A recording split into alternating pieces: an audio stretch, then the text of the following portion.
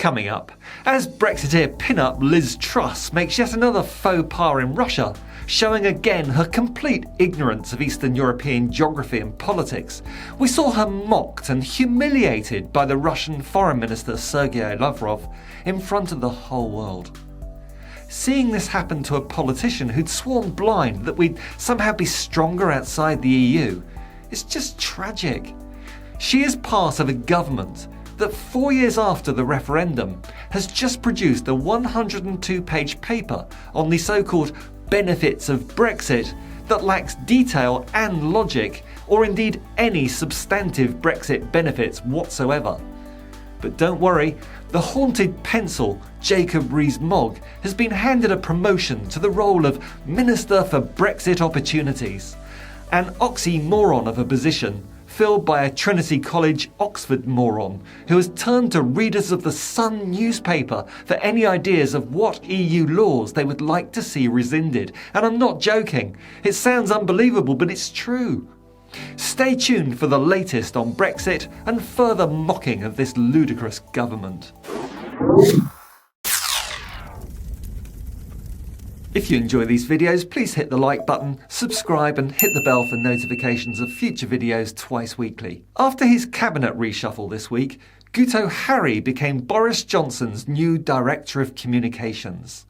This is a man who was on record as saying that Boris Johnson regrets backing Brexit before the referendum. Johnson is widely known to have written both a pro-EU and a pro-Brexit version of the article to be published on the eve of the referendum for his Daily Telegraph column. In 2018, 2 years after the referendum, Guto Harry told Matt Kelly, editor of the New European newspaper, that Johnson wishes he had published the other version in favour of remaining in the EU. Harry added that he knows he's f***ed up massively.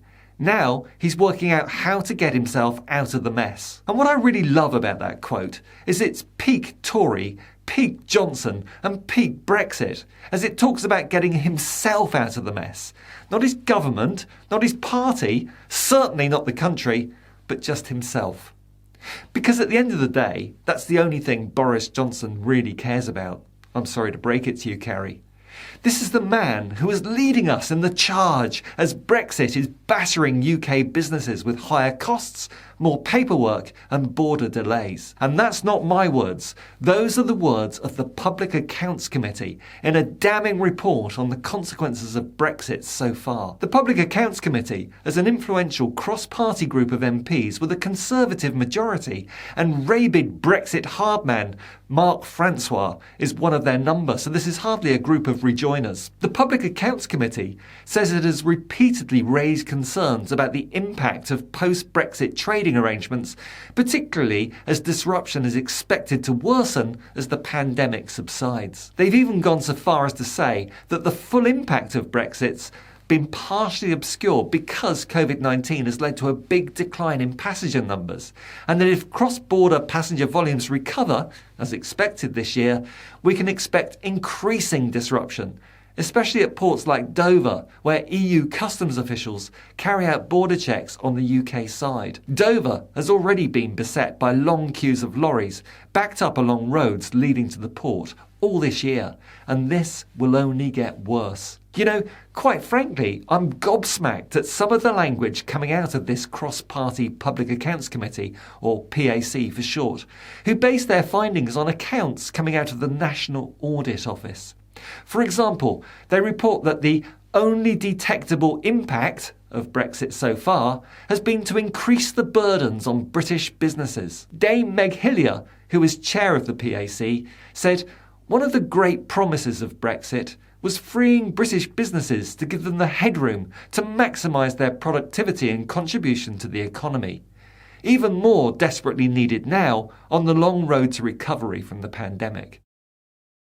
Yet the only detectable impact so far is increased costs, paperwork and border delays. The committee slammed the government over repeated delays to introduce full import controls and called for an end to over-promising. The cross-party group of MPs noted that HMRC estimated that complying just with the new customs rules could cost businesses £5 billion per year. And they say that the government should do more to help small firms with the extra burdens, extra cost and extra red tape caused by Brexit. Again, a reminder, this is a committee with a Conservative majority and prominent Brexiteers amongst their number. Has the gloss of Brexit now worn off for them? I wonder if they've been reading French newspaper Les Echos, who this week described Brexit as the first time in history that a state has signed a treaty intended to limit free trade. The paper went on to ask, why did a country as brilliant and inventive as Britain go to the trouble of re-establishing barriers with the largest market in the world, of which it helped to establish the rules, and which is at the same time both its closest neighbour and its main trading partner? And look, I don't want this video to be bogged down in long newspaper quotes, but this is pure gold, so bear with me. Les Echos continues, the paradise promised in the 2016 referendum is a fantasy and a misunderstanding. A utopia sold by clever politicians to citizens who have the desire and the reasons to believe in it.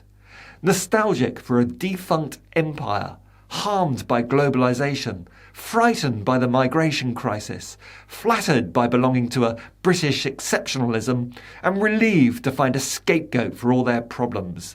The EU, its regulations, its freedom of movement, all fostered by decades of Europhobic tabloid headlines, seducing them by the idea of a recovered sovereignty that was summed up brilliantly in the soundbite, "Take back control."